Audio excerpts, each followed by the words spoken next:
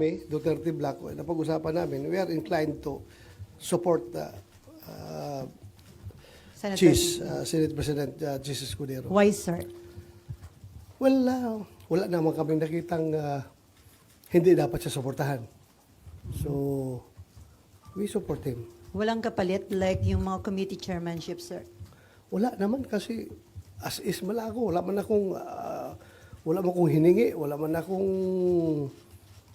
rin pinaramay sa akin. Basta nagustuhan ko lang yung pamamalakad niya sa amin, sa Senado. Yung leadership niya is, nakita ko is very